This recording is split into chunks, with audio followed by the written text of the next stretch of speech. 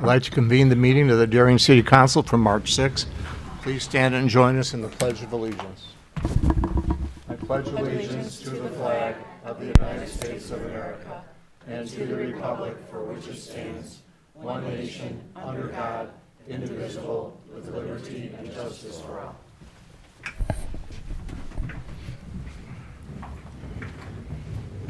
And the roll? Kenny, Here. Shower, Here.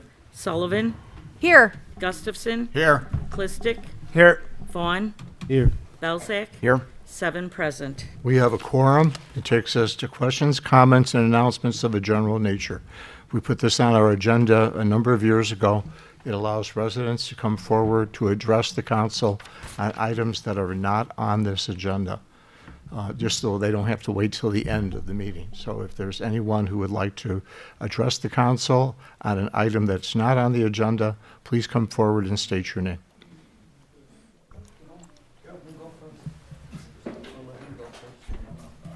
Good evening. Chris Marima, a resident of Darien for over 45 years. My comment tonight is about the speeding on 67th Street. I'm sure you thought I was here for something else.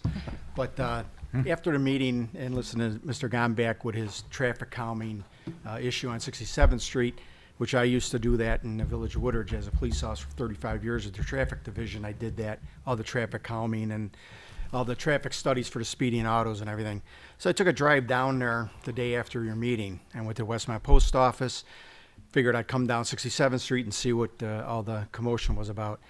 Well, lo and behold, I make a left off of Cass Avenue onto 67th Street, past the first house, or the first driveway. I believe that's where the condos where the ex-mayor used to live. A white SUV pulled behind me. I was doing my 25 miles an hour like the speed limit. He couldn't wait long enough. He blew by me doing 40, 45 miles an hour.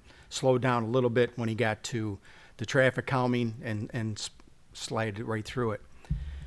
Then right behind him, another vehicle came off of Charleston, and it was the same thing. Couldn't wait. As soon as I got through the calming, blasted by me doing probably 35, 40 miles an hour. But I do want to say something about the traffic calming that Mr. Gomback talked about. I thought it was great. Slowed me down, and I was doing 25. So my suggestion is if you are going to do a second one further down, it may alleviate some of the problem, but the main problem is going to be is educating the people that live in that neighborhood.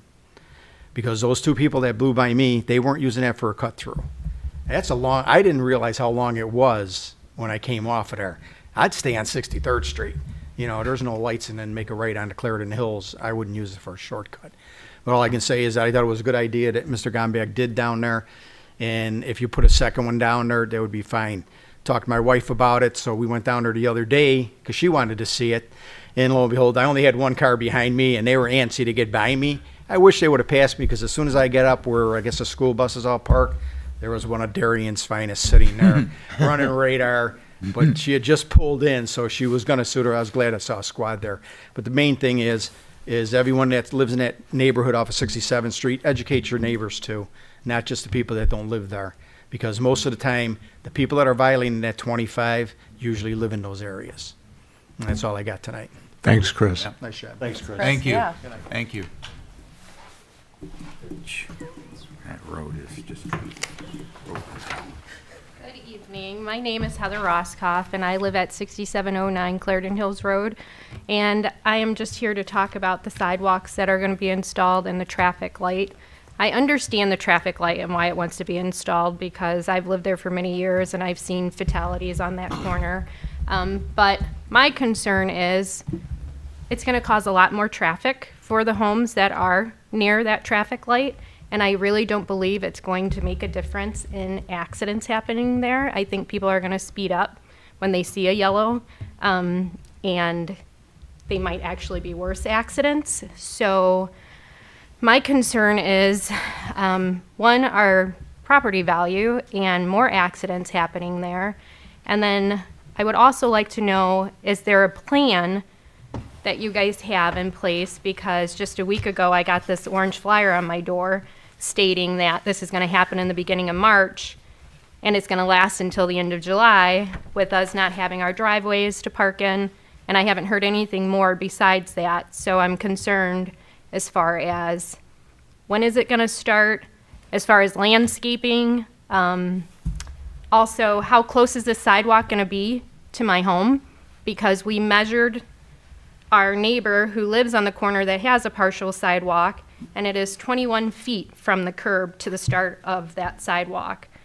And 21 feet from the curb to where I'm at right now would be very close to my door and my window. There will be people just about right outside in my front lawn. So we measured normal neighborhoods like 69th Street, and it's 14 feet.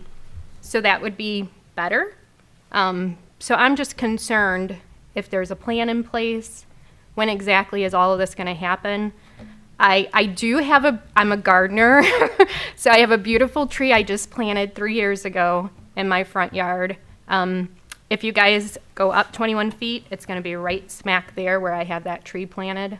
So I would like to have a heads up because I don't want my tree cut down. It might sound silly, but it's important to me. So that's about it. Mr. Gamba, could you answer any of her questions? I'd love to. Yeah. Thank you. I believe I had forwarded an email back to your husband, Greg, in regards to meeting with him, so I could have a further discussion. I did not hear back from him. I'm sorry? He's here. Oh, hi, Greg. Received an email. You haven't received it? No. Yeah, it was last week, and again, I can look it up, so I did receive an email from you, and I'd like to meet with you to determine exactly where we think it's going to be. That would be great. Yeah, currently there's a lot of things going on there.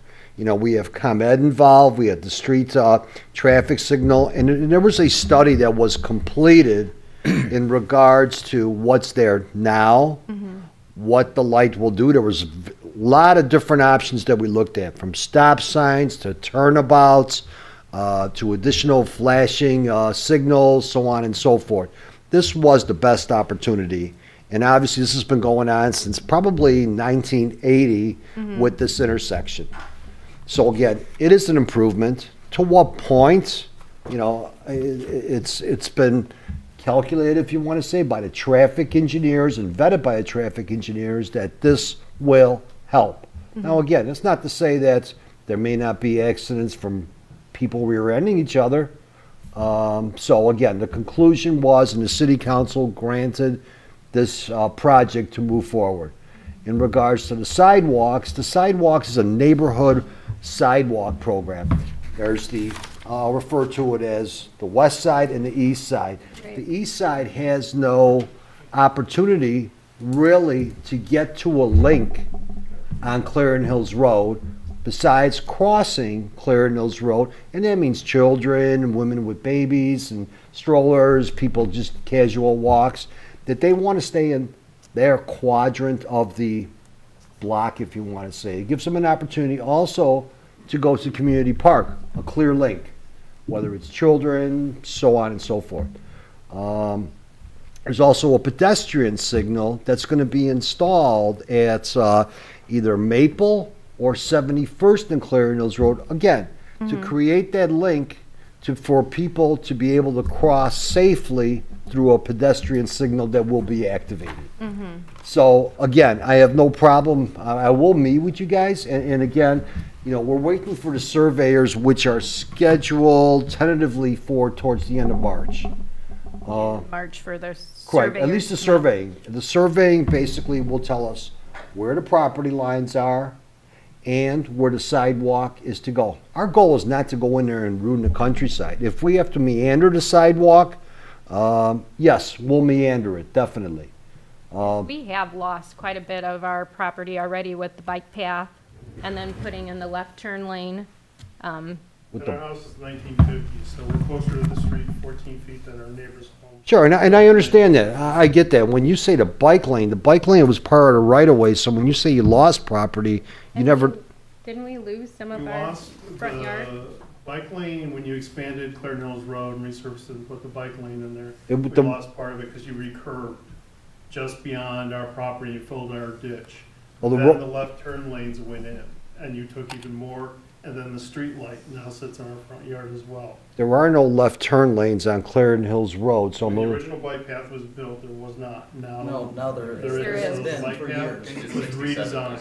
67. I'm sorry, yes, 67th Street, you are correct. Yes, there was some, and that was Within the back, ditch a- and so forth. again, that was also back with Willowbrook too, when that subdivision, the Nantucket subdivision, went into the north of 67th Street. There was a larger geometrical reconfiguration of that whole area, including streetlights as well. So again, we will meet with you, and again, we have no problem if there's additional landscaping that we could help with, as far as trees, for example. Yes, we will do that. There's opportunities for that. But yes, I encourage people to call me, and I'll double check. I'm not sure what happened to the email, Greg. You and I spoke on the phone. I never sent you an email. I called you, left you a message, you returned my phone call. I think I do have an email from you as well. 6709 Clarendon Hills Road, correct?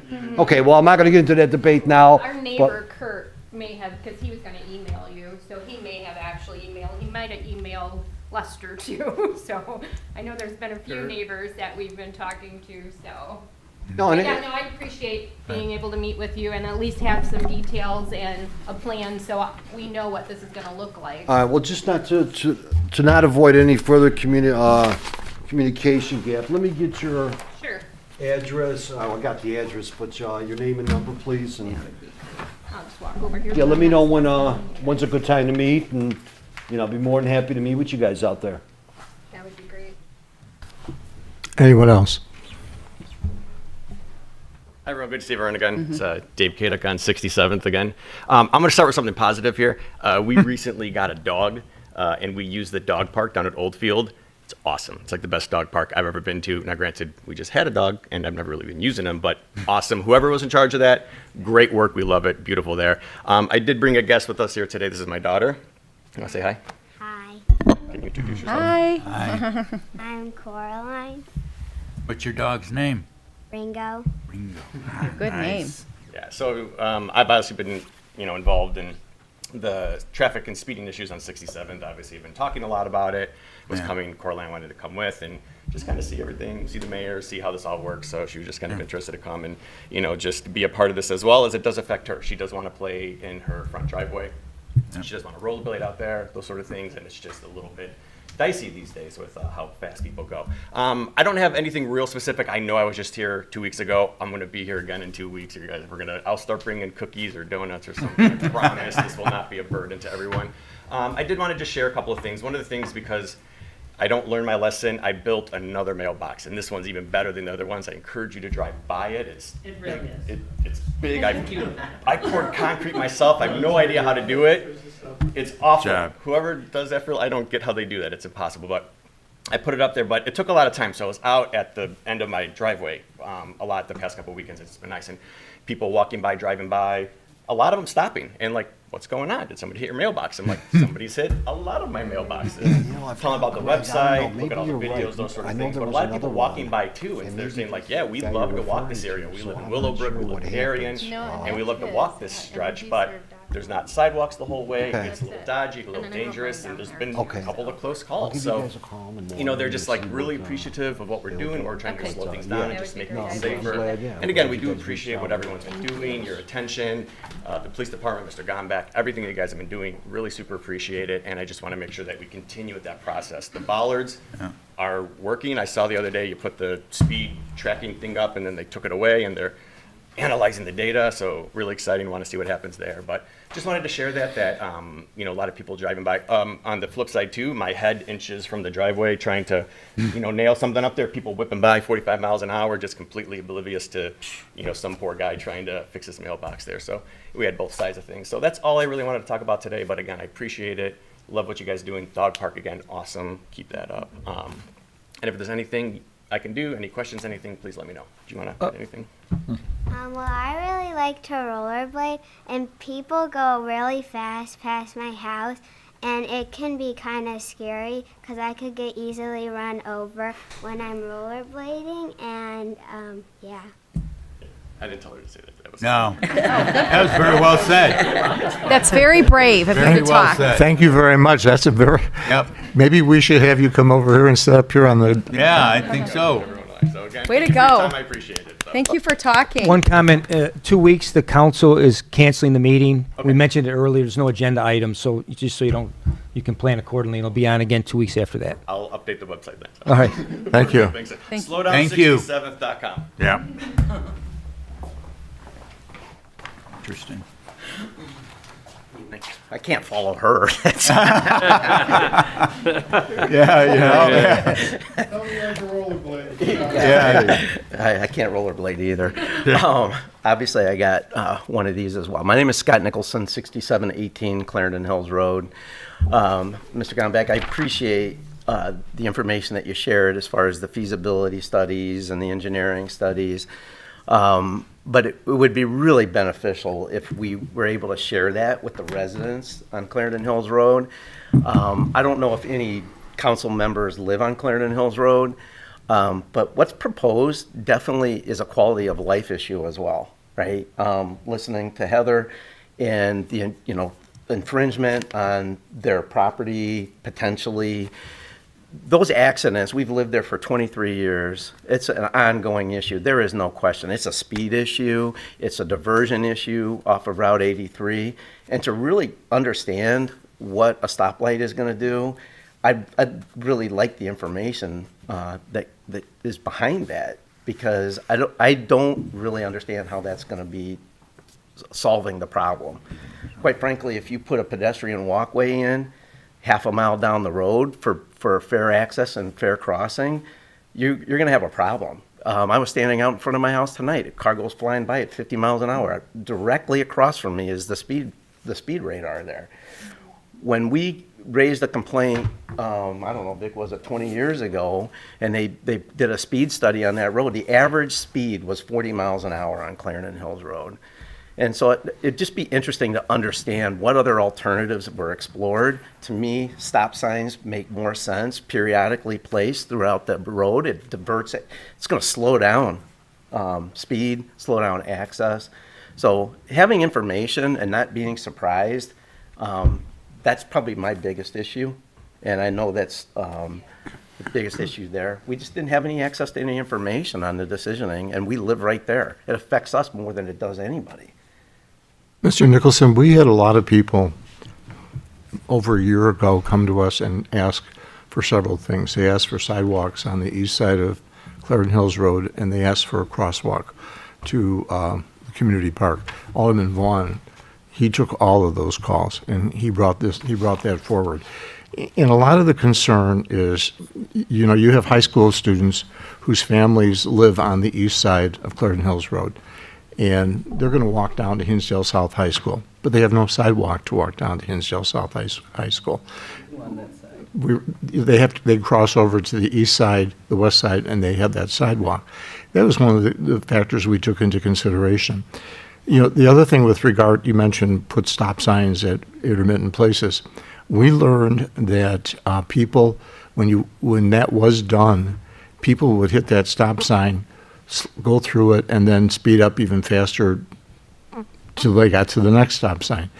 The things you've mentioned are things that we have tried in other areas of the city, not necessarily Clarendon Hills Road. We had good intentions, the best of intentions with the sidewalks. We also have the best of intentions with the light as well. My son was in Hinsdale South High School when one of his best friend's father was killed at that intersection. 10 years ago. That's the only fatality that I know of at that intersection, but that was a tragedy in and of itself. Will the stoplight stop things from happening? Human nature is such that people could go through a red light. Yep. People go through a yellow light. I come from the doctor, and my doctor's office is on the other side of Route 83 in that office park there. So I come down 67th Street to Clarendon Hills Road to go home. And I'm very careful when I hit that stop sign, because I know those people on Clarendon Hills Road are not looking at me. They're just going to be going through. It is a very dangerous corner if you're not paying attention. So, it's our hope that this stoplight would work. But I don't disagree with you in that people should know why it's happening. Yeah. If we can provide that information somehow in a better way, we'll attempt to do that. We'll give you that I think that's right. Ignorance is is probably the underlying issue, and not knowing the information that feeds into that type of decision. And again, it's a quality of life issue that we're impacted with the most, being right there. We're 5 houses off of the corner, and I hear it all the time, the accidents, et cetera. And, you know, even from the standpoint of posted speed limits, things of that nature to create more visibility, reduce the speed. It'd just be interesting to know what other options have been considered along the way, as opposed to just waking up one day and finding out that that was happening. So I appreciate the time. Dan? Yeah, Mr. Mayor, if I can, and before you leave, I'd like to get your information as well, please. But over the last probably 3 years, there's been additional traffic if you want to say traffic awareness devices that have been installed, from the flashing speed limits to removal of trees, removal of brush that was within parkways, signs such as 67th Street, cross intersections, so on and so forth. So there's been quite a bit of due diligence. And again, the studies, you know, and everything has been announced. I'm not sure if you subscribe to Direct Connect or not, but Direct Connect, okay. Direct Connect obviously has a lot of information in there, and this topic know was. how to search for it though. It's the first that I heard of it when we got the paper. Then when I went on and went and through, it wasn't like put right out there saying this is what we're planning on doing. It was hidden in between. So it wasn't like put out on Darien Direct how you make out your thing that you say, you know, why wasn't something like that put on there saying that 67th and Clarendon Hills Road is being discussed? Perhaps the people that live there might want to come and talk about it. Sure, and there's been a lot of residents as well that have voiced their concerns and have come to city council meetings and presented the information. So again, I don't want to get into that debate right now, and I understand what you're saying, but if I can get your information, be more than happy to follow up with you, as I will with the other resident, meet out there, show you what's going on. And again, if you currently have a sidewalk in front of your house, okay, that's not to say that sidewalk will be removed potentially. And We don't live on that side. We're on the west side of the oh, street. okay, I'm sorry, I follow you. Sidewalk isn't All right. gonna affect Okay. I want to acknowledge one thing. The work with the clearing of the brush and things like that, I know it's made a difference because you have better sight lines coming up to that intersection. There is no question about But that. it's still But on it's a still a pervasive issue because you have blind spots, just as the mayor kind of indicated as you pull up to that intersection. And It's the it speed. feels like more, yeah, it is the speeding. It's the so. speed on Clarendon Hills Road that is causing the accidents. Because when I tried to get out of my driveway, we put a turnaround, or an area to turn so we can face the street as opposed to try to back out, because backing out is impossible. As soon as you start to back out, if somebody's on 67th Street and they see you, they speed up. And as I'm getting out, then they beep their horn at me. I'm like, well, wait a minute, you were, you know, all the way down at the corner. I should be able to pull out of my back out of my driveway and go forward. What's the hours that this happens during? Is it rush hour? Is it morning? I was there. Pretty much morning, rush hour, and then after, I took video today just of that speed sign across the street. Right. I stood outside for 5 minutes. So what time? Every car was going 40, 42. Only one person saw me videotaping, and they slowed down from 42 miles an hour to 30 miles an hour because they saw me videotaping the sign. Our about police that. chief will take additional action through his department next couple days here, so. I'll just Right. add to that, I was talking to my daughter in front of the house at 6 o'clock tonight, and a car went by at 57 miles an hour. So I appreciate the time for the opportunity. Thank you very much.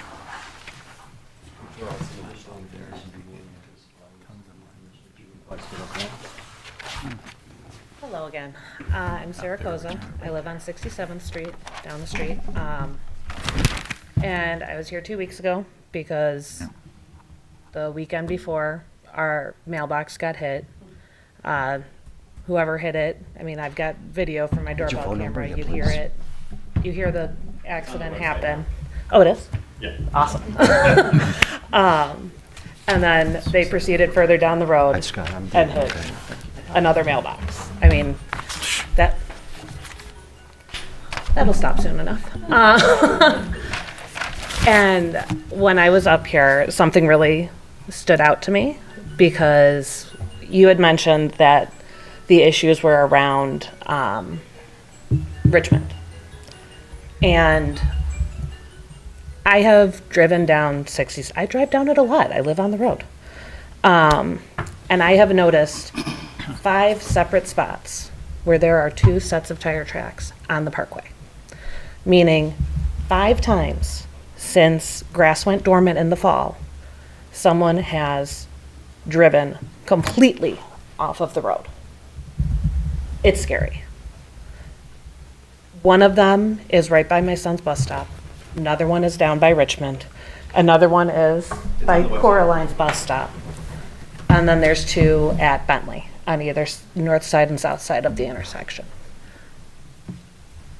I know you guys are doing the best you can. I appreciate the radar. I appreciate the bollards. And I know it's a society issue.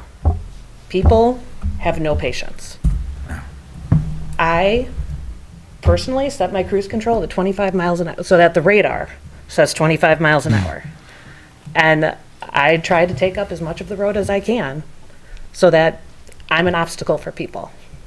I've tried parking on the road to be an obstacle. And my car got hit. 2 weeks in the repair shop. Like, it's an issue. What was the other one that I was just gonna say? Oh, like you stated, backing out of your driveway is dangerous.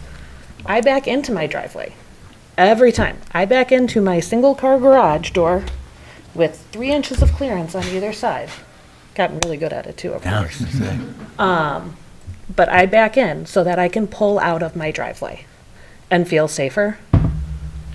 Now, when I get to my driveway at rush hour, or if there's a car behind me, I stop, I signal that I'm going off of the road, and I wait for them to pass.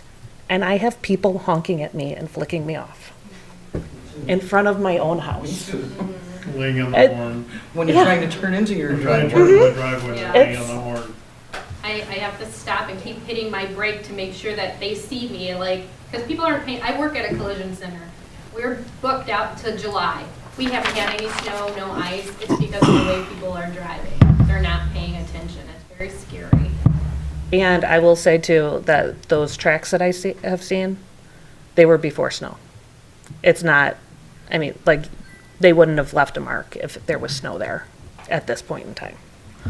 So, that was more than I was planning to say, but since there's not a meeting in 2 weeks, I threw a little extra in. Can I ask you a quick question? Yes, How long have you lived there? I moved in September of 2016. And how have you seen it change over the years? I mean, it's just gotten every year progressively worse? Or is Yes, this just? I mean, I'm hyper aware of it because I have 2 small children. And it definitely has gotten worse. Now when I am able to take my son to the bus stop or wait at the bus stop, I kind of wave at people like, hey, it's amazing how you can tell when people are like, oh, hey, a friendly person, and they wave back, so they're paying attention at least. You can tell when people are like, what is that woman thinking? I don't know her. And most of the people don't even like register that there's a person on the side of the street. So it's, I've been there since around the same time. Yeah. Summer 2015 we moved in, and I am always working in my garage. I'm always doing Okay. projects, so I'm outside a lot. And I would Okay. say it's probably like 2018, 2019. I don't know what changed. Yeah. But just people ripping down the street just way faster than they used to. Like it's not that I wasn't aware of it before, because again, I'm always out there. Yeah. You know, those speed signs have been there for a while, and so I don't know what's Yeah. changed to divert more people there. If there's more people moving in, if it's something else, what caused that to happen. But I would say definitely within the past couple of years, 3 years probably, it's really ticked up and really become a bit of a problem. Also, my mailbox used to be untouched. And now it's Kenny from South Park. I put on a new one, and like it's just, they killed Kenny. Make a key fob out of the old one. Yeah, it's crazy. So yeah, I don't know what has changed. If there's some sort of correlation we can find, something else changed to drive people down that street, I would love to see it, but I just don't know what else has gone on in the area to perhaps cause Thank And you. I will say too that I did try to do a speed bump petition. Yeah. Very difficult to get people to open their doors unless it's Halloween, let me tell you. Very true. And I got one person that signed the petition saying no, directly across from his neighbor that signed yes, so I think that might have been another issue. But most of the people, like the older, or the residents who had been there longer, like, yep, we've been trying for 20 years. We've been trying since the 80s to do something about this. So I appreciate the efforts that you're putting in. I just want to live on a safe street. Yes. One of the quick comments I want to make, one of the questions brought up whether the stoplights will work, right? So my ward, I represent 75th Street, which can be quite fast. I have 75th and Farmingdale, and one of the things I observed between stoplights on Cass and then you have in Clarendon Hills, there's none of my residents have come up here to complain about speeding. So I know there's a comment, does stoplights work? Do they work, right? Well, if I have residents on a three-way street, have a condo apartment, no one's come here to complain. And I do know there's stoplights that forces you to slow down. So I cringe a little bit whether stoplights work because I look at the evidence in other streets where it slows down the traffic, where you can only go so fast before you realize even though it's a green light, it could potentially change. So that's thoughts in your head, right? So I don't see residents coming in my ward complaining about speeding on 75th Street because you do have stoplights there, right? So that was one of the reasons I supported it because I see other areas of town with stoplights and there's no one coming here with those concerns. But that's 2 lanes on each side. This is 1 lane going each way on 67th and also on Clarendon Hills Road. It's not 2 lanes. So there's not 4 lanes, there's only 2. They could go faster if you have 3 lanes. Difference. Yeah, it's also, you have a medium in between those. Yeah. So they would go slower, right? Because if you have 2 lanes going one way, you could really put on the gas. Where you have 2, you have opposite traffic you got to be a little worried about. So I would think you'd weigh a little slower. Median in between, to Greg's point. Anyway, I don't want to. Yeah. So I'm just saying my rationale for the supporting a stoplight. It's gonna have to be it's gonna be stoplights, stop signs, bollards, easements. I don't think it's any one thing's gonna stop it. I think it's gonna have to be a number of things. It's gonna take a while to get right, I fully understand that. But that's just my opinion, and I appreciate the work that everyone's done to figure out what that right mix of traffic calming is. All right. I appreciate all the comments made tonight. I think, we've heard what you had to say. I hope everybody got some information to Mr. Gombeck so we can get back to him. Question, I'm sorry. Yeah. Was it ever brought forward, instead of putting a stop light there, to put a 4-way stop? And what is the purpose of not doing that as opposed to doing all this other work and not putting up a 4-way stop sign? Be a lot cheaper. The answer is, simple answer is yes, it has been reviewed. Again, it was not recommended just due to the backup. Keep in mind, Clarendon Hills Road is a thoroughfare. Okay, it is. There's times that cars are by my house backed up from Plainfield Road all the way north to 67th Street. Correct, and what the stop sign would do is actually have further negative effects for backups, in which case, again, becomes an emissions issue in itself, environmental issue, and the stacking would be so far back that it was obviously not conducive for anyone. So yes, that was looked at. So we get to look at a stoplight flashing in our windows then, from now on. Again, Which is not when we bought our house, it wasn't meant that way. if there's an issue with the flashing, when it gets installed, we'll take a look at it to be able to put on additional deflectors so you don't see that. Ask a couple questions. I'm Greg Roscoff. I live at 6709 Clarendon Hills Road. There's my wife. So Don, you and I spoke on the phone. Now, this is a foregone conclusion that this has been approved by you unanimously, correct? The budgeting is already set, the grants were approved and so forth. Actually, this was something that was on last year's budget. It was So it's approved. approved, it's going to And happen. it got carried over because the work couldn't be done last year. So it was carried over to this year's budget and it was approved again this year. Okay. So take into account that it's approved, it's going to happen. What time frame? You and I discussed over the phone, you did not even have concrete contracts due to the fact that concrete is in short supply. Are we talking about this entire summer's gone into next year? Us parking on the street, it's going to be a dangerous street for us to park our vehicle on the west side of the street at night or during the day. and the street's going to be closed down 100% if I understood you correctly, for 60 to 90 days, No, except for vehicles of emergency needed? no, that's not the case at all. So, again, just to reiterate, I think we had a conversation a couple weeks ago, if I'm not mistaken. About a week And that ago. conversation was in regards to the different facets of the projects, from the streets, from the traffic light. The traffic light will, while construction will begin very soon with ComEx, there's some telephone, utility poles that need to be relocated. So that's for this is all for the traffic signal right now. The traffic signal, we had our pre-construction meeting last week, and the mast arms have been ordered.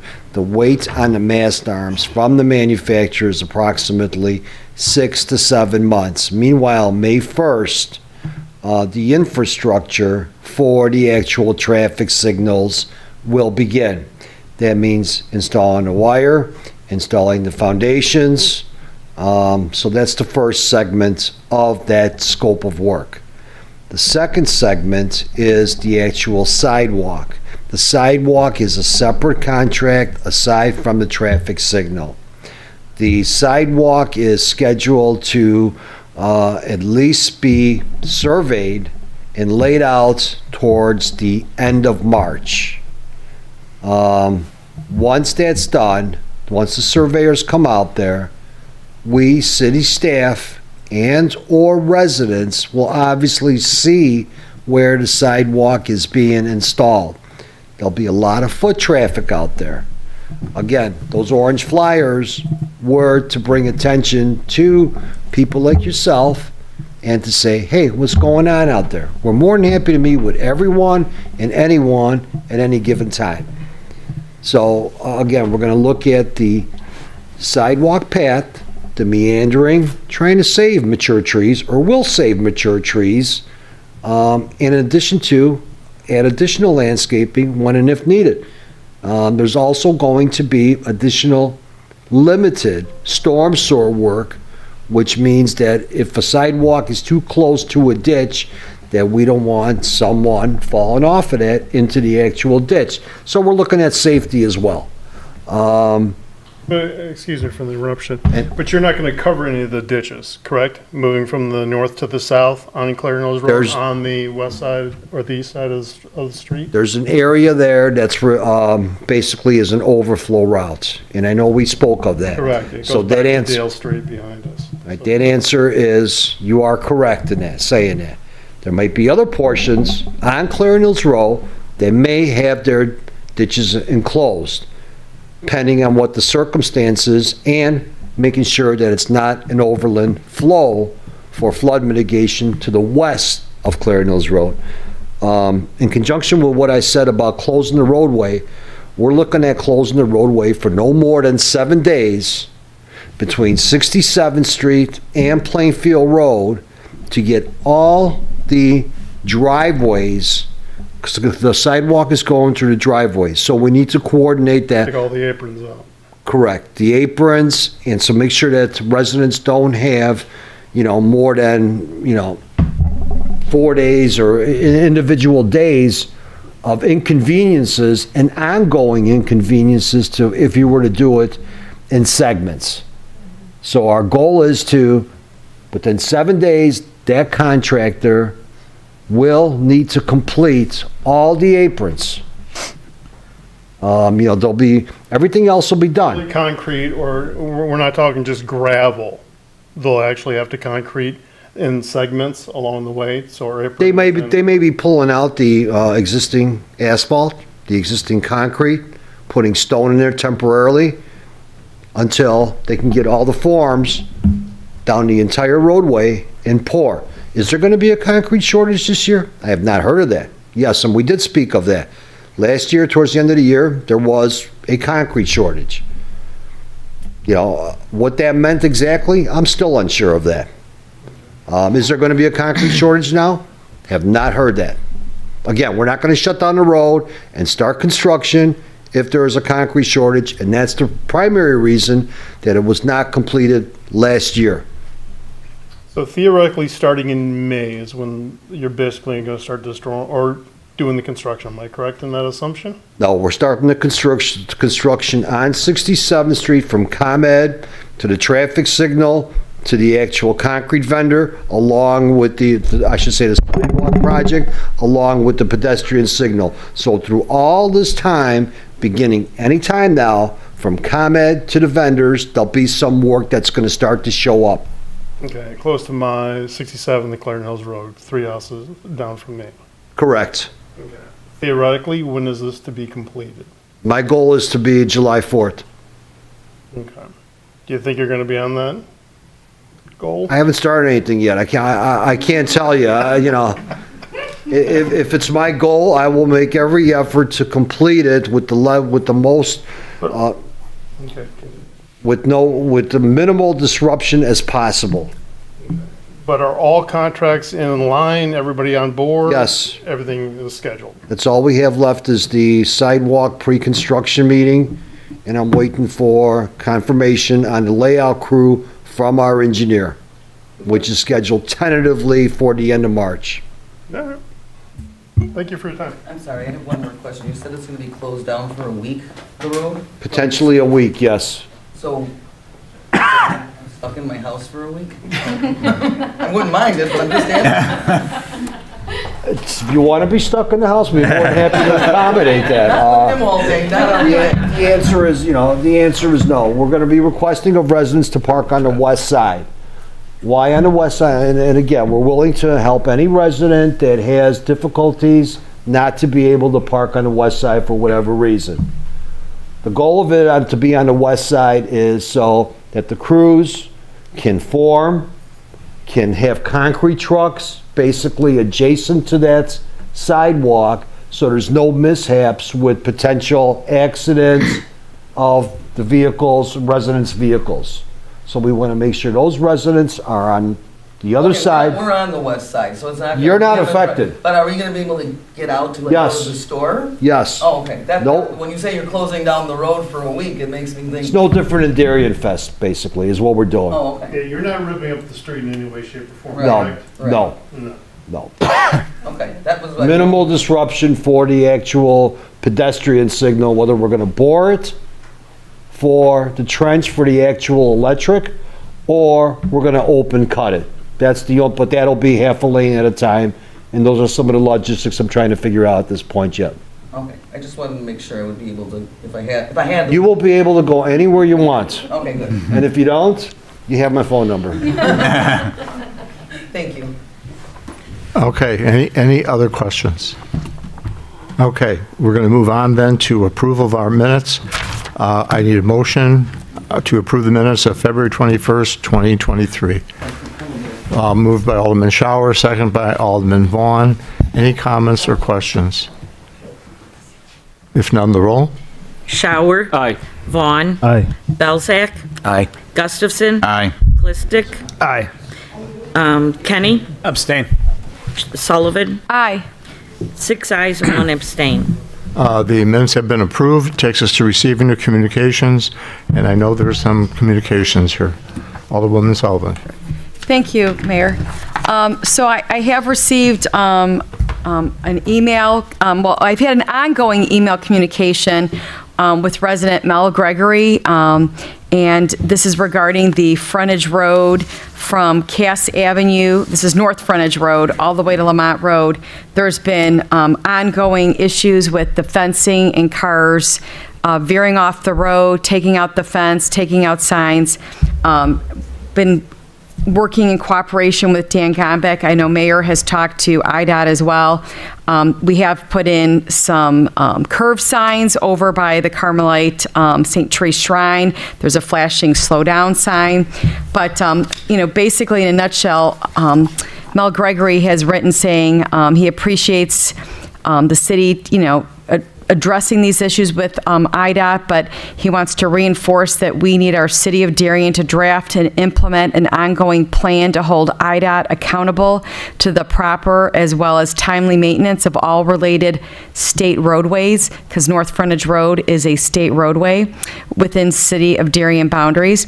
We need to establish a system that will assure both timely roadway inspection and appropriate maintenance, assess and implement appropriate precautionary accident avoidance safeguards, guardrails, motion-activated speeding warning signs at Oldfield Road, like the one at Oldfield Road, that will reduce the probability of ongoing roadway mishaps.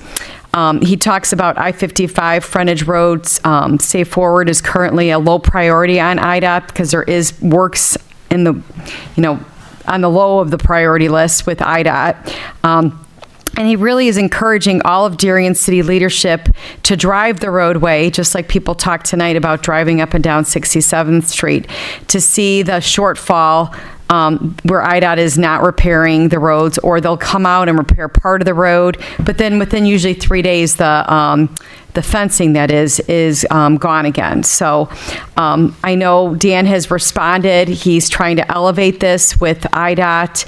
I'm hoping during the drive down for Illinois Municipal League and DePage mayors and managers, I can possibly talk with some people, but I did feel like I needed to share Mel Gregory's message, and this has been an ongoing conversation over the last several years. Dan, do you have anything to add on that? Yeah, and again, I have to echo off of your comments in regards to frontage road, all frontage roads, that is a low priority for the Illinois Department of Transportation, first and foremost. Years ago, there was what was referred to as a jurisdictional transfer, a JT. Back then, and I'm probably looking at the 80s, there was a pretty fair dollar value of where the state would turn over to the municipalities the actual roadway itself. But prior to turning it over, they will complete improvements.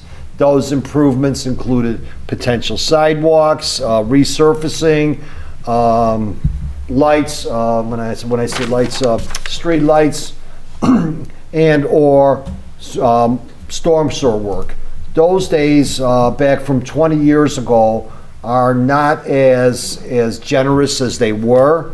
So again, if there's any, while you go down to your downstate drive, I would recommend that you look at the jurisdictional transfer and ask for sufficient funds that may be implemented for the city of Darien to take over this roadway. And again, that could also mean curb and gutter as well. So I just wanted to make sure that the city council was aware that that opportunity is still available. And again, we the city of Darien currently own part of frontage road fronting Public Works from Cass Avenue up to our Public Works building there. So again, and you can see the difference on how that's maintained. Last year, Mr. Van and I were down in Springfield, and we were down there for lobbying the governor as well as state legislature on other issues. We had an opportunity to meet with the IDOT director and his assistant director. And my question to them at that time was with regard to sound wall, because we also have residents in the Carriage Greens area who are concerned about when they're going to complete the I-55 managed lane project, which would require sound walls. While I was asking that question, Brian was asking about or explaining to them the concerns and complaints we had with regard to the fencing, everything else that we were getting complaints about. At that point, Brian, and tell me if I'm wrong, we did see some improvement. Some fencing went up. They were a little bit more responsive after that. Yeah, it is hard to tell there because a fence is up today and in 3 days it's down. And I just don't recall that, that time period. If they were out there, and Dan, you have a better idea than I do, periodically, but nothing significant. There's definitely nothing significant. I mean, the fence, the money that is spent to put up the fence today, 2 days later, it's down again. And there's various sections throughout the entire corridor there. And again, there's been some correspondence lately, so everyone knows, in regards to a potential project that's coming up between Cass Avenue and almost up to Bailey there. I had provided comments and feedback in regards to the construction. They are currently reviewing my comments. Part of those comments were including high back curb and gutter around the curve there, to help guide motorists back onto the roadway versus them going off the roadway. So again, where that's at, I just sent another email out again today, have not received a response to when specifically this project will go and or if it's budgeted at this point. Dan, they were talking, that was listed as a potential project in the years 2024, 2025. So they weren't even saying it was going to be done this year. They were talking next year and the year after if they found the funding for that. That's still unclear, and you're correct. Is it a 5-year plan? Is it a 1-year plan? Is it a 2-year plan? There's currently some signal work, traffic signals that's going on out there. Now that, I think, is from a study that was conducted approximately 3 years ago in regards to the alignments and the turning. Right. The turn. Right, because north frontage onto Cass, going across to the other side of Cass, heading towards, like you say, Miskatonic, or that's a very, by the Shell station there, very dangerous intersection. Right. You got people coming off of 55, cutting over multiple lanes to try to make a left-hand turn onto North Frontage Road by the Shell station. You've got people exiting, going southbound, making a left-hand turn, going northbound. There's no real turn lane. Sometimes people turn, sometimes people go straight. It's a hot mess. Yeah, there were some modifications that were completed by DuPage County on I believe it was southbound and northbound Cass Avenue with the turn lane configurations. I believe that was about 3 years ago. That included Yeah, they're restriping. working on the road light, the traffic light there at North Frontage and Cass. Correct. We were even told via email, just exactly what you said, that the frontage roads are low priorities on IDOT's list. Because not just with regard to the sound wall, but regard to any repairs on North or South Frontage Road. And that's kind of sad to hear that with the Build Illinois funds that were out there with all the bridges and roads that are being redone, that was not a priority. And, Mr. Gregory would like the city to put together some type of accountability statement. We've contacted them. I have his direct telephone number. I can call him tomorrow and tell him the fence is down along this area. Mary has made emails to the same gentleman. She's got his number as well. But you see the result, and the result is if anything happens, it happens very slowly and after numerous phone calls or emails. So it just doesn't seem to be something where the state's really listening to what we have to say.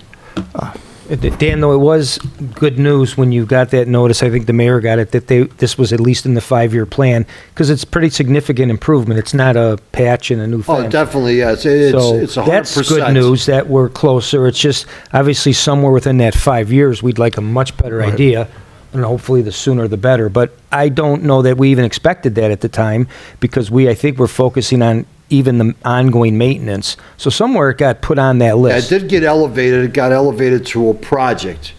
Now, again, we're still trying to find clarification what that means. Is it 1 year, 2 years, or 5 years to your point, Brian? So again, we're waiting for a response from some of the design engineers from IDOT, as well as whoever answers on that project back to the council members, mayor, as well as Mel. He's been included on Right, that I saw that today. correspondence as well.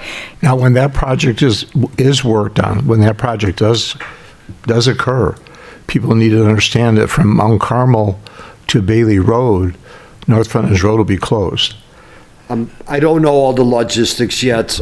If you want, the drawings actually show that. In fact, they wanted to close it down from Cass Avenue and North Frontage Road to Bailey Road. And I think we made the comment to them that there's a Catholic church there that has services on Sunday. And if you close it down, people, unless they go out onto Bailey Road, the back entrance. And I see the closure is justified due to the reason that the geometrical configuration of that curve is going to be less of a curve, Right. along with the elevation. So there's a lot of excavation that's going to need to happen where it's not potentially possible to do one lane at a time without causing additional hazards. Well, it's a means to an end. I mean, if it's going to be the necessary improvements and not just be a Band-Aid. You mentioned, I don't think it was the last meeting, maybe it was the meeting before, about the Route 66 recognition, and they're looking at putting up, like, is there any way to tie in, like, the fact that this is part of Route 66, and it looks pretty shabby when you drive down it? Like, would that be a way to say, hey, let's beautify it and also make it safer if you're going to be celebrating Route 66? Prior to the governor's trip, yes. Yes. Yeah. You Just better so- not show up and me have a few words Just so people know, about my fencing. 2026 is the 100th anniversary of Route 66, the historic Route 66. For those of you who are closer to my age, at one time you could drive from Chicago to Santa Monica, California on what was called Route 66, and now it's I-55 and it's something else in other states. Since it's going to be the 100th anniversary, there was a $4 million grant,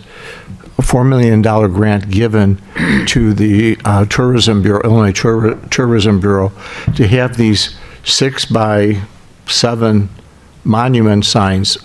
The first one of them looks like a big highway sign that somebody can climb through. And the other part of it is the big 66. And that monument sign, there's one of them for us. It'll say Darien, Illinois. And we get it for free. We pay $200 for shipping.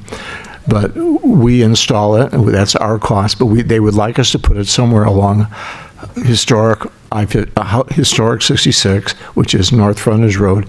And they would like us to do that so that over the course of 3 years, the state can have a program where they come out and they video the governor by this one and they video the governor by that one. In fact, downtown Chicago, they're actually going to build an archway where supposedly Route 66 begins, and they're going to have ceremonies. So Mary's comment is because we wanted to put it in a specific location along North Frontage Road, and that's Park District property. And Park District said we could put it there, we could put it on their property, but we'd have to move it to a place that's more convenient for them. Not more convenient for them, in a location which they think would be less obtrusive. And so I had a conversation with her today about that. So we're looking for a location for it, but we're not guaranteed any funds to improve the looks of I-55, or Route 66, historic Route 66, which is North Frontage Road. So where we put that monument sign right now is still anybody's guess. Mr. Gombeck and I are going to be looking at other sites. We've looked at the Carriage Greens. We've looked at somebody suggested we put it at the Shell station on Cass Avenue and North Frontage Road. But then again, that's private property. That's owned by Shell. Somebody suggested we put it in front of a business along Cass Avenue so that people will stop to see the sign and they'll go in the business. But that's not historic Route 66. Route 66 is North Frontage Road. So we're still looking for a place. We were thinking maybe, Dan, Miskatonic, where Miskatonic is over there. Correct. I think that's a good opportunity and the most land available for the exposure. If you want to see what these signs look like, if any of you ever go to Del Rey's Chicken Basket, there's one right in front of Del Rey's Chicken Basket. Willowbrook has one up there already, and Burridge has one in a park. But if you want to see what they look like, go to Del Rey's Chicken Basket. I'm not pushing Del Rey's, but they have one of these monuments right out in front of Del Rey's Chicken Basket.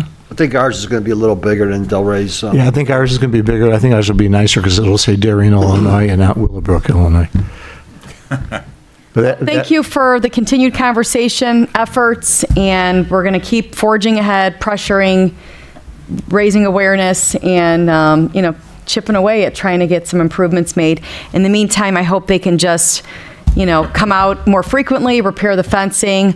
I do think that at one point the fence leaned into the roadway. The city municipal services staff got out right away and pushed it back so that it wouldn't harm any vehicles. So thank you for that responsiveness. Any other communications? Yes, sir. I received two. I received one from Rich Rutkowski on Worth regarding sidewalk ponding and freezing. Staff has already been out to the house to address it. And Alderwoman Sullivan and myself have received emails from Brian Ledke regarding the dispensary in Darien Plaza. Thank you. Anyone else? Mary? I'm sorry, I know I'm kind of monopolizing, but as Alderman Kenny mentioned, Brian Leckie has emailed, expressing appreciation for the city securing a dispensary, but then likewise also expressing concern about the location that's been selected, questioning some of the parameters that he was under the impression were preset by planning and zoning and municipal services in the city.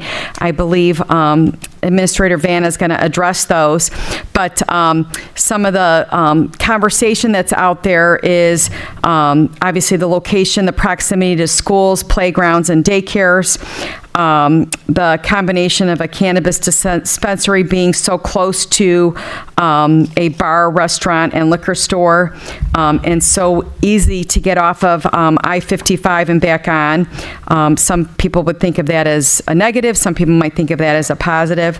Lots of people asking for extra security and patrols by the Darien Police Department. The question of there being, I know something was out there about there being a possibility of there being a lounge, a consumption lounge on premises. So in addition to Brian Leckie, Lori Jopek, and as well as Deanna Jarvis expressed additional concerns as well. Administrator Vanna did reply, especially to Lori Jopek, about some of the things that she had heard or understood, just to make sure she was clear on the state guidelines and our local ordinance. And I just feel like it's important that we put the information out there to the community. I know we already have, a press release has been issued, but just to clarify what the specifications are, that clearly, obviously, cannabis is legal in Illinois. Darien, at a vote of 4-3 in 2019, chose not to opt out, so that means cannabis can come to Darien, but we did only allow for one dispensary. And there's some zoning where it's special use, permitted use, but it's pretty minimal. But you're saying Q-Bar obviously meets the criteria, the Q-Bar strip mall. Yeah, there were a number of meetings, the Plan Commission, ultimately the Municipal Services Committee, and the City Council. And along the way, there was a lot of discussion on different parcels in town where it would be permitted, as you mentioned, as just a permitted use where they can come and open a business. Others were no, we don't want that there at all. And the large majority was, well, okay, you could have it on that property pending a special use.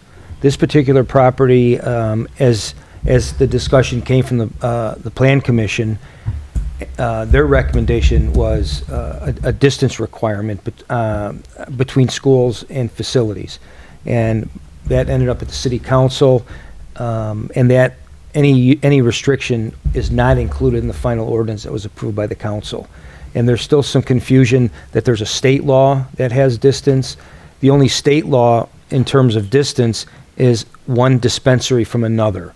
So there was, again, some misinformation on social media. I think that led to at least some of the questions. You did mention the, in-house smoking lounge, Consumption which lounge. is, Mhm. there is Illinois law that permits that. I'm not familiar with it, but that's not the intention nor the approval we have here as part of the zoning. So it's not currently allowed per our zoning to have a consumption lounge? Correct. Okay. There was a few other comments in that email. One had to do with the name of this dispensary, and the resident did not like the name, and I just responded that we don't have the authority to require or prohibit a name of a business. This wasn't a new business coming in. This is a name they've carried throughout the beginning of their business. But primarily, it was I believe it was the distance question. Right, and then there was also the issue raised about a Carnival Memorial Day weekend and Darien Fest being located on site. Obviously, Darien Fest has been there the last 2 years, but they're being concerned about that as well, being in front of the dispensary. I did read that in the email, and some elected officials might have either read about that or have heard that. But in terms of city zoning or things like that, there are no prohibitions against that. So that's not necessarily anything I could sit here and clarify. That's just a discussion. Actually, both events have now been planned there and approved by the city, and our approval is really limited. I mean, the city, those events are conducted by the Chamber of Commerce. The city granted them the permission to have it, but our zoning is not really specific on why we grant that. There's some loose language in the code because there are maybe some height height. I thought the city only gave permission to police protection. I don't recall us giving, approving the event per se. Yeah. Because it's not a city event, it's a chamber event. They negotiate with the owner of the property to hold the event because it's not a City of Darien event. Correct. It's not a City of Darien, but the approval does read that they're allowed to have the event, and there's stipulations, and one of the stipulations is there's reimbursement for certain police expenses we have. But again, if we have a height limit and they have a Ferris wheel, as an example, there are some things like that that really don't match zoning, and that would be difficult in our code to really address that. But we do give approval for them to have a festival. Now, if we said, well, we're not going to give you approval, we have never addressed that, and I don't know if that would be something we actually could do at this point without the proper ordinance. Back in the day, Mary, when it was at the community park, they did have to get permission to close Clarendon Hills Road. Right. Because it was over there, but that's the only direct involvement the city had besides the police. And I will check again on that, but I believe that the motion from the council did also just approve having a festival. Yeah. But that also took place prior to the announcement of High Haven. It did. It took place prior to that, yes. Once again, I addressed it at, the pre-council session. I think it's super important for our community members to have full disclosure by the city, which we have been sharing information. But, as we see repetition and concerns about the location, I think it's important that the city put out information to the community and, be very transparent and make sure community members can reach out, whether it's to Chief Thomas and Darien Police or the city staff to, express their concerns and get answers. And I know you've been responsive in the emails that have come in. And I thank you for that. Oh, you're welcome. One more question that was in the email, I think actually it's important to also add. It ended up saying, is there anything that can be done to stop the dispensary? And my response was that the business, they've already signed a lease and is opening in compliance with all of our local codes. So there's not a way now actually past midstream to stop this particular business. I think, just to add on to what Brian just said, and what a lot of people don't understand, is when something's been zoned as a permitted use, the owner of that building has the right to bring in a business in that site without going through for public hearing. That's a permitted use. A number of years ago, we had a site across I-55. It's called the Sterling Bay property. And Sterling Bay wanted to build a warehouse, which is there now. And that warehouse, at first, they wanted 40 feet in height, so they wanted variation. And we really didn't want to approve it with that 40-foot variation. We had a lot of people concerned, a lot of people showing up at meetings telling us how much they were against that warehouse. Sterling Bay dropped the requirement to 35 feet. Now, it was a piece of property zoned as an industrial site, and it was zoned for that warehouse. If we had not approved that site, according to our lawyer, we could have been sued by the owners of the property for prohibiting something to go in when there was no reason for it not to be there. This is almost similar to that. The owner wants to lease this site to this company, and believe me, we've done our due diligence on this in terms of looking at this company and who they are. and they have an outstanding record as business people.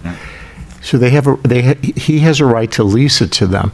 So our responsibility then is to make sure they have all the paperwork in, the permits, we have a copy of their certificate, we have a copy of their license from the state, we have all that information. So it's not as if we could have sat there and said, no, we're not going to permit this, because he has a right to lease that to these people, to this company. I just want people to understand that, because people are saying, we went out and pursued this, we didn't do that. They came to us on a Friday, they presented everything to us, they liked the site, they wanted to be there in that site, and all we could do at that time is facilitate all the paperwork with them. I just want to make sure people understand that. Yeah, really, the only, regulation left is the building permit process, and that again, we just have codes, all they need to do is submit plans. If the plans don't meet the code, like any other build-out, their architect revises those plans, and they'll actually get their building permit issued at that point. Hey, anybody have any other communication? Okay. That moves us on to the mayor's report, and I don't have a mayor's report tonight. We have a city clerk's report. Just one item. The March 20th city council meeting has been canceled, and our next city council meeting will take place on April the 3rd. City administrator's report, Mr. Vanda. No report, Mayor. Thank you. Department head information and questions. Any questions or presentations by either Chief Thomas or by Mr. Gombeck? Mr. Alderman Belzak.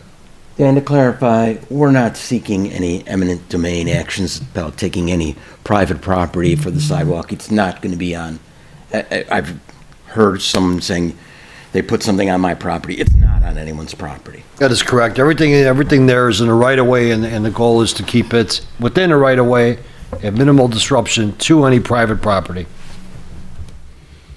Okay. Can I ask Dan a question real quick? Sure, go ahead. Dan, I know every area of Darien, my area, like my subdivision doesn't have sidewalks, the other side does, but when you say, this issue's come up even with political signs, which, hey, we're in the season of elections right now.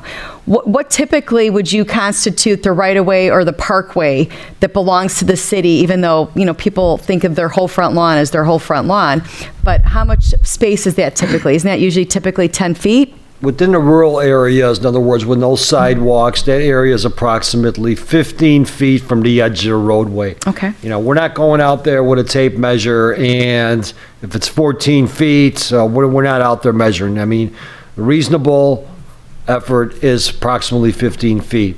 Sidewalks, approximately 1 foot behind the sidewalk. And what about like my neighborhood where it's not rural, but I don't have a sidewalk, there is curb and gutter? 15 feet 15 from the feet still? sidewalk, yes. Okay. I Or mean, from the street? from the back of the curb and gutter. Okay, thank you. Anything else? Just a quick comment. Many, many years ago, Alderman Kenny made the mention that sidewalks improve the value of homes as well. When people are looking for homes, quite often that's something they look for. So it helps with home values as well. It depends. Every property is unique. Every neighborhood is unique. Yeah. It all depends. I'm not going to go out on a blanket statement on that. With that, there are neighborhoods in Darien where people don't have sidewalks and they don't want sidewalks. Yeah. And there are neighborhoods that one or two people want a sidewalk, but unless everybody wants a sidewalk, you don't get the sidewalk. Mayor, it's probably a good point to add. We've had requests over the years, and you've heard them, I've heard them, Dan has heard them. And typically, if you have 79th Street, Clarendon Hills Road, some of these that are collector streets or busier streets, we have considered those really a public benefit because many people use those. But if you get into the neighborhoods where it's typically used by those people in the neighborhoods, years ago the city council had listened to a couple requests. And at that point, the council determined, well, if we get into building sidewalks actually in neighborhoods that don't have sidewalks, that should be financed through a special service area in which the residents in the neighborhood benefiting from the sidewalk would actually pay that through their property taxes. And there's a calculation, and it's split among all the people that would be in that special service area. So again, the sidewalk in these two cases, 79th Street and Clear Hills Road, is a little different, or is a lot different from somebody in a neighborhood asking for this similar thing. Right. Anyone else? Mr. Gombic or Chief Thomas? Okay. Takes us to our treasurer's report. Treasurer Corrin? Thank you, Mayor. This evening, I'm requesting council's approval of warrant number 222321, the amount of $60,024.19 from the listed funds. Payroll for the period ended February 23rd, the amount of $274,416.36. Total to be approved, $334,440.55. Motion to approve. Alderwoman Sullivan, second by Alderman Belzak. Any questions or comments? If none, the roll. Sullivan? Aye. Belzak? Aye. Shower? Aye. Vaughn? Aye. Gustafson? Aye. Kenny? Aye. Clistic? Aye. 7 ayes. Warrant's been approved. Takes us to standing committee reports. So any of the aldermen have reports for the council. Alderwoman Sullivan? The next Economic Development Committee meeting will be on Thursday, April 6th at 7 p.m. in council chambers. And the Admin Finance Committee meeting was canceled tonight because we successfully completed the review of the fiscal year 24 budget in 2 sessions, which concluded last week. We will be then presenting the budget in a public hearing on Monday, April 3rd at the City Council meeting and hopefully voting on that for approval. We will likely have an Admin Finance Committee meeting that evening prior to the council meeting at 6 p.m. Thank you. Alderman Belzak? Thank you, Mr. Mayor. The next Municipal Services Committee meeting is currently scheduled for Monday, March the 27th at 6 p.m. in council chambers. Thank you. Alderman Kenny? Chief, it's safe to assume that in lieu of our city council meeting being canceled on the 20th, police committee will also be canceled at that time? Yes. Our police committee meeting should have been on the 20th of March, will be canceled due to a lack of agenda items. And the Darien Action Committee, which meets on Saturdays, will be meeting this coming Saturday, March 11th, at the Indian Prairie Library from 10 o'clock in the morning till 12 noon. That's our group that discusses community events and how all community organizations can work together for those community events. Mary? And then just lastly, I'd like to not wait till the end of the meeting, since this is a city committee, and I'm proud to be the liaison for the Citizen of the Year. We honored a very well-respected and amazing woman. I think we all read a lot about her. We had shared a lot about her in the proclamation that Joe had read, but then sitting in the audience at the dinner dance on Friday evening at Alpine Banquets to hear other people talk about her, talk about a true gem of Darien and all the different things she's done and done it so eloquently and so quietly. But the dinner dance for Citizen of the Year, Deborah Kuhlman, was on Friday night. It was a packed house. It was a great evening, very entertaining, delicious food, delicious company. And I just want to especially thank the Citizen of the Year committee, Bonnie Kucera, the chairperson, and the amazing Linda Borowiak, Jerry Kucera, Carol Mallers, and Carrie Spitzengel.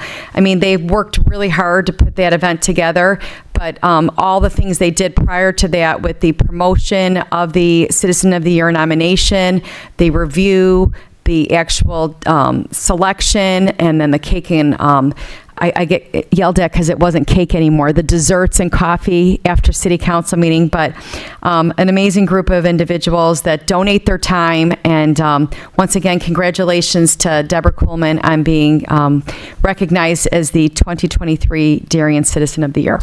One of the things that I think was extremely neat was that seated at her family's table was her uncle, was it Frank or? Frank Anderman. Anderman, who is 96 years old.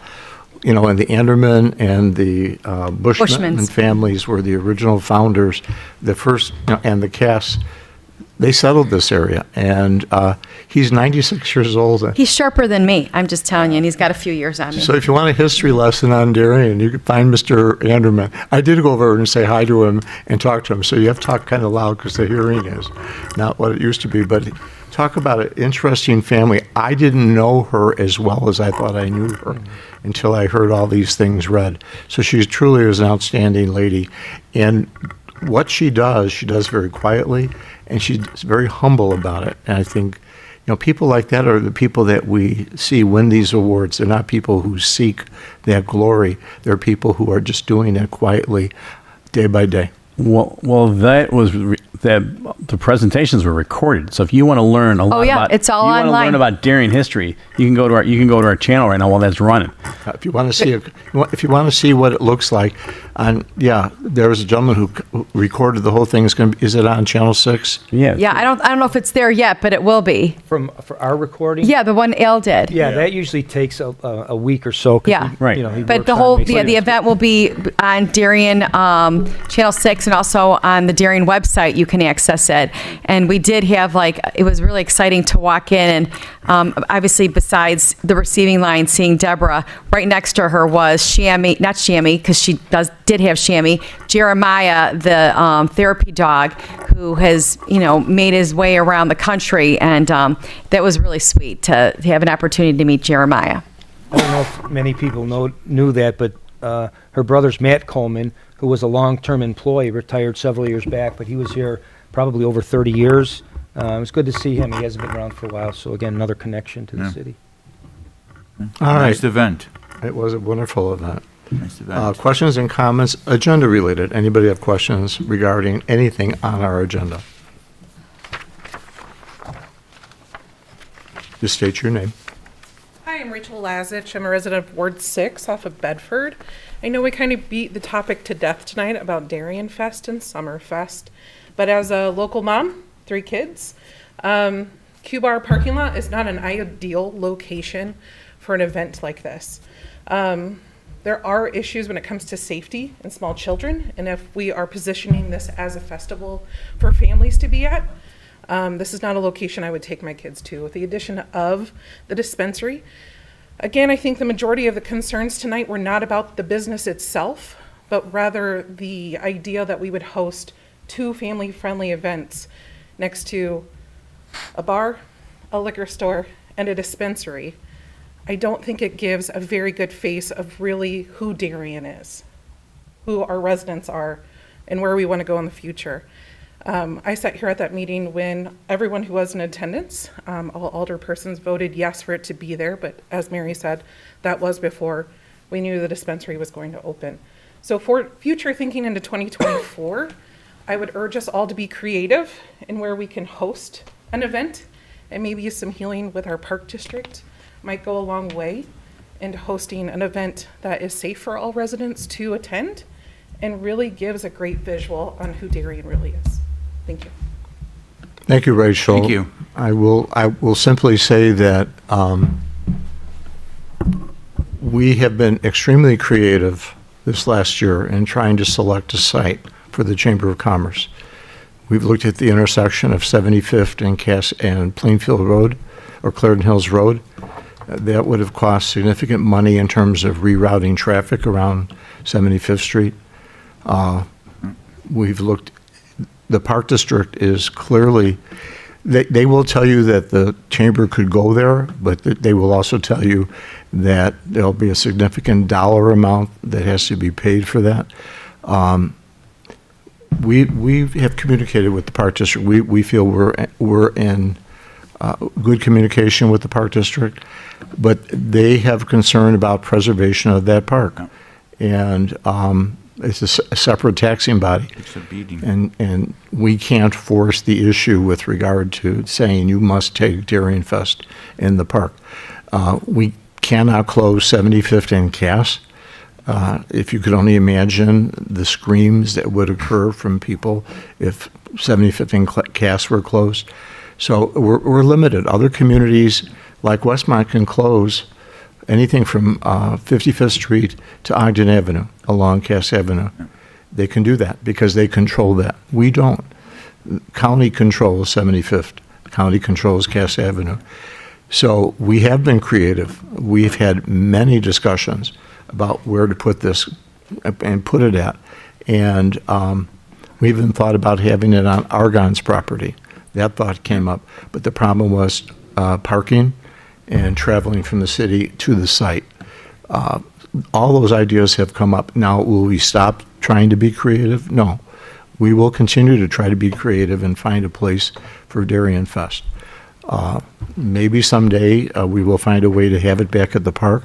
I will tell you, as someone who's attended every Darien Fest since the first Darien Fest back in the mid 80s, there were issues with Darien Fest at the community park as well.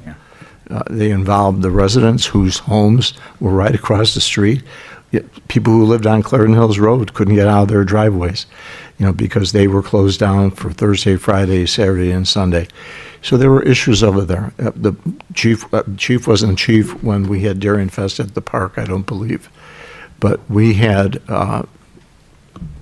eyes in the sky and police patrol, and we had, you're concerned about a bar. Well, there was a beer tent, and whereas at Q Bar, there's a corral, and the liquor sold in the corral, and you drink your liquor in the corral, and you don't walk through the carnival. Back at the community park, when it was over there, you would buy your beer at the beer tent, and you could walk anywhere throughout the park. So there was an issue with that.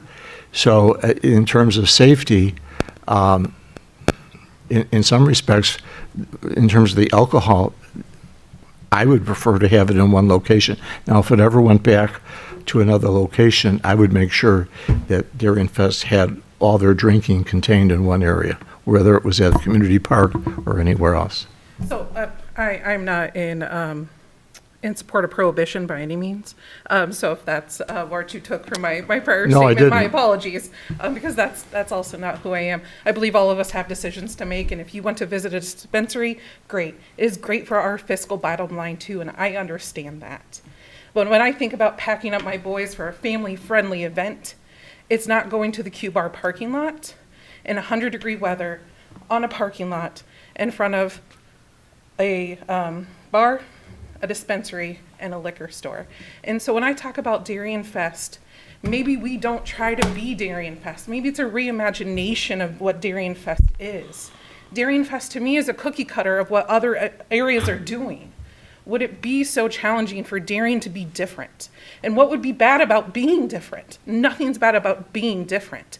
If we continue to stamp our approval on things that are identical to surrounding towns, how is the Darien Fest different than the Jubilee?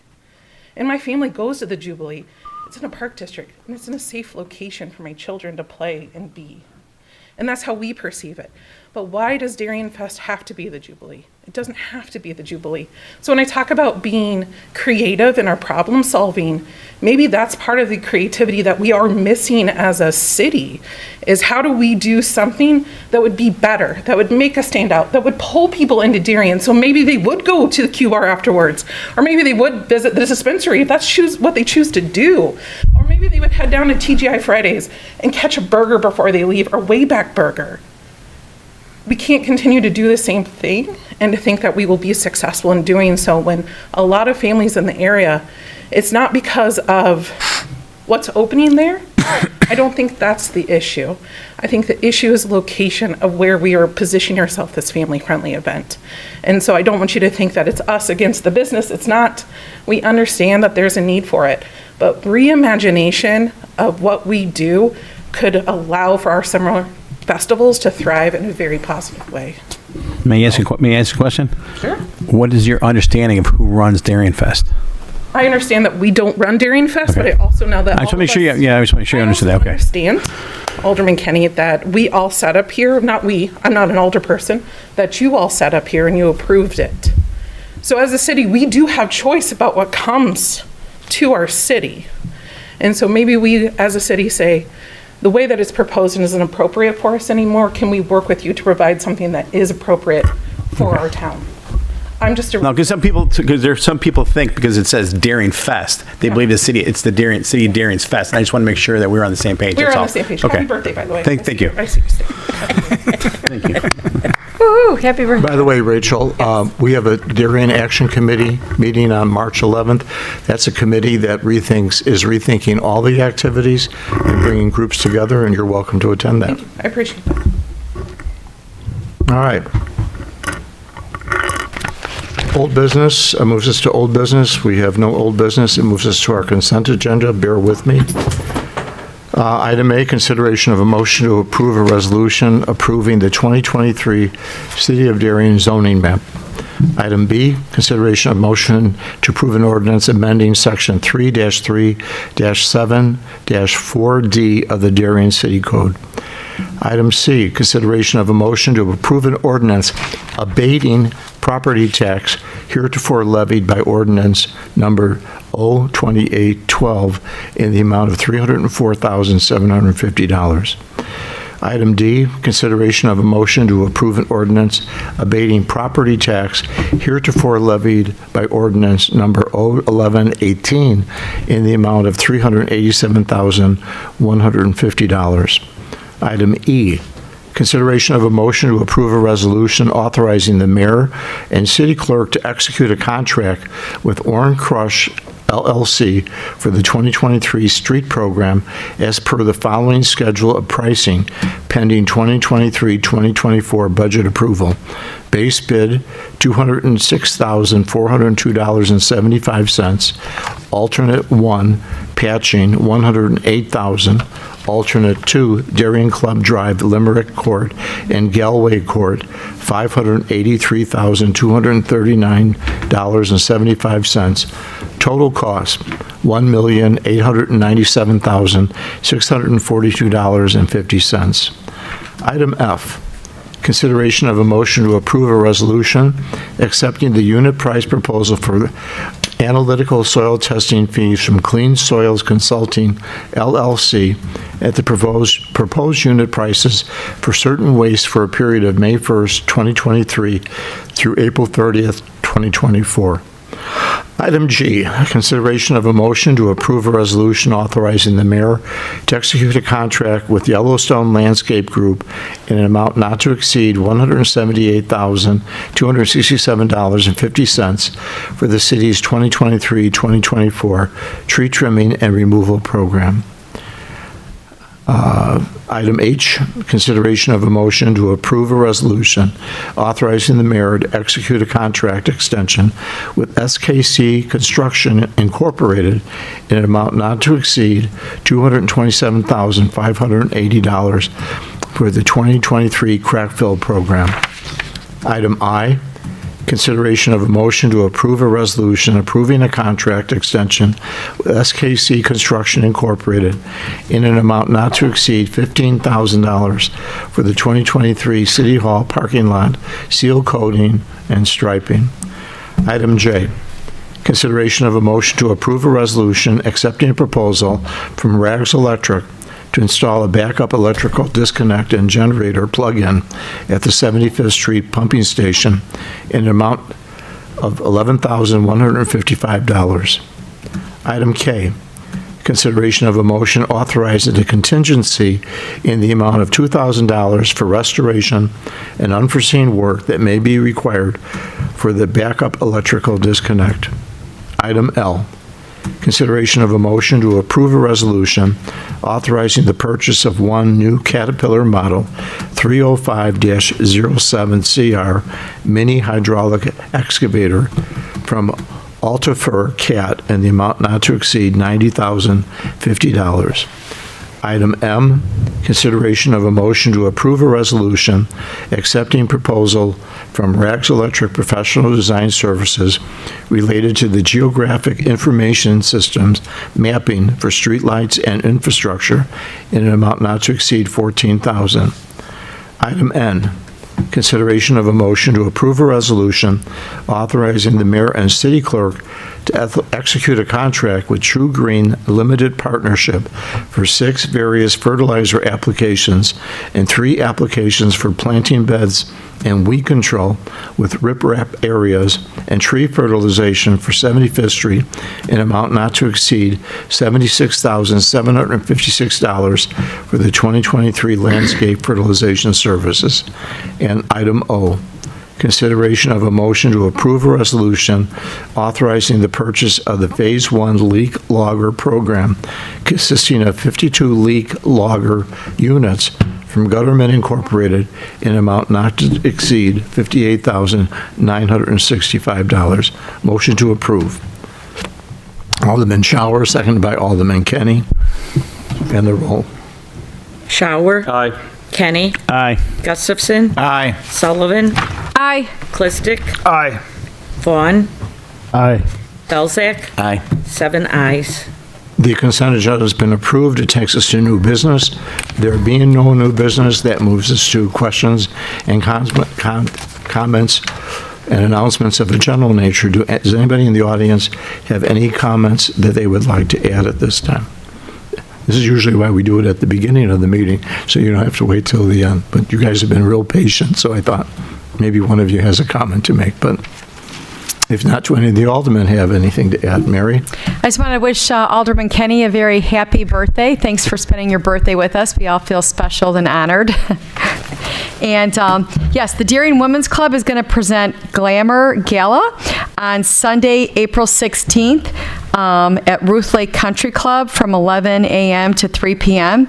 That is a luncheon and fashion show, and you do not need to be a Darien Women's Club member to attend. The tickets are $65, and this is a fundraiser for the club, so the proceeds will help fund scholarships and other, they do support many of our Darien philanthropies, so I'd love to see you there. I will be, I'm humbled and proud to be a model in the fashion show, so you can come see me strut the runway, I guess, and you can go on the Darien Women's Club DWC website to buy a ticket and be at the show on Sunday, April 16th. I'd like to note that there are 2 events this weekend. Saturday evening at, I believe it's Lakeview Junior High, the Darien Arts Council will be presenting Working, the musical. I believe tickets are still available. If not, they will be available at the door. I think it's a wonderful event. I know Nancy Urban and her crew have been working very hard on that, so I'd like to see everybody have an opportunity to take advantage of this wonderful group of young people and older people who are participating in this. And then Sunday, the Darien Lions Club is holding their annual pancake breakfast at Eisenhower Junior High from 7 o'clock in the morning till 1 o'clock. Pancakes, eggs, sausages, and bacon, as well as a split the pot, all take place Sunday morning, and you could buy tickets right at the door. So those 2 events are taking place this weekend, so please take advantage of that and the Women's Club. Anybody else? If not, motion to adjourn. Alderman Shower, second by Alderman Vaughn. All in favor? Oh, would you like to? Sorry, I thought there was going to be more things that you guys were going to cover. You just got to come to the... You got to come up to the podium. Sorry, yeah. Just state your name. Christy Charlton. So I'm with Harvey Sushi, and I was actually told to come here because you guys were supposed to talk about the liquor license request for Class D. Is that not being... For who? covered? For Harvey Sushi, for liquor license request. That was on consent agenda. It was on the agenda. It's not labeled, it's the ordinance number, but I circled it. It's the very first one that we voted on under the consent agenda. Oh. Yeah, you're approved. You're Okay, approved. well, There you go, you're good to go. awesome. Well, Would you, thank that's all you need to know. You can advertise now. Would you like to tell everybody about your soft opening? Yes. So it's been a long time coming, but we finally have a date. It's going to be this Saturday. So we're going to start with our dinner with the soft opening. So yes, please, if you guys are around town, please come visit us. We're a little different from a lot of the other sushi restaurants in the area because we're going to be doing a lot of fun things. And one of the things that we really wanted the liquor license for is that I come from the liquor side of business. I've been in liquor sales for about 16 years. And, I've been very lucky to have experienced a lot of great things in this process. And one of the things that I want to do is, I'm sure if, for those people that drinks, a good cocktail can really elevate any kind of meal. So that's kind of what I want to do. And just being being in this industry for as long as I have, I've learned a lot of things. And those are some of the things that I want to share with our guests is that, a lot of times that I've noticed is that people really like to know what they're drinking, what they're eating, and I'm really big on kind of educating our guests and everything. So, we're going to be having a really nice solid cocktail menu, but, we're not there to just try and get people drunk. We really want to give them an experience. If they get drunk, sure, but, at least this way we can kind of monitor how much they can drink and everything, right? Chief, but my Chief, thing is, close your ears, Chief. Close your ears, okay? so we're all about responsible drinking. So, But no, like, our thing is like, we want to be able to showcase our cocktails and how that complements our meal. And our foods, we're all about providing a guest experience, and it's going to be all about that quality ingredients, using all like the premium things without overcharging our consumers and everything, because we feel like you can get some really great quality, whether it's different types of sushi styles, or getting a really nice cocktail using good premium solid products, and just kind of goes all together and everything. So but the fact that we got our liquor license, so this is great. Can I ask how that works with the liquor license, because this is kind of first time for me? I think you guys have vetted everything with the business license application, if I'm not mistaken. Joanne? Handling that now, why don't you call in the morning so we could maybe sit Yeah, let down me give and you my talk, just to- number and just to check give me a everything. call. Okay, great. So, but again, soft opening in the 11th. We're going to be open from then on, and it's really just kind of What our time, way 11? to. It's going to be open at 4:30 for dinner. 4:30. 4:30 Okay. Saturday. And what are your The 11th. daily hours then going to be? We're closed on Mondays and Tuesdays because we feel, we don't want to overwork our staff. We want to make sure that they have a nice family work balance. And so we're closing 2 days. But rest of the week, we're going to be open for lunch and dinner. So lunch is going to be from 11 to 2. We'll be closed from 2 to 4:30, and then open again 4:30 to Okay. 9:30 for dinner. And those are going to be the hours. So, but yes, please come check us out. Yeah. We've been very lucky. We've been fortunate. This has been a great little city for us. Everybody's been super supportive, and we've had a lot of local customers coming in, just checking on us and everything, and so it's been great. How was your building permit process? It was good. It was on our end. It was just that some of the people that we It's were enough. working It's all I want to know. Yeah, Okay. no, you guys have been great. The county, He doesn't ask a question he doesn't know the answer to already, okay? No, thank you so much for everything, and hopefully I get to see some of you guys on the Saturday. Saturday, So, thank you. Let us, Thank you. keep us Congratulations. informed. Thank you so much. Okay, we have a motion and a second. All in favor? Aye. Motion, meeting's adjourned. Hi. At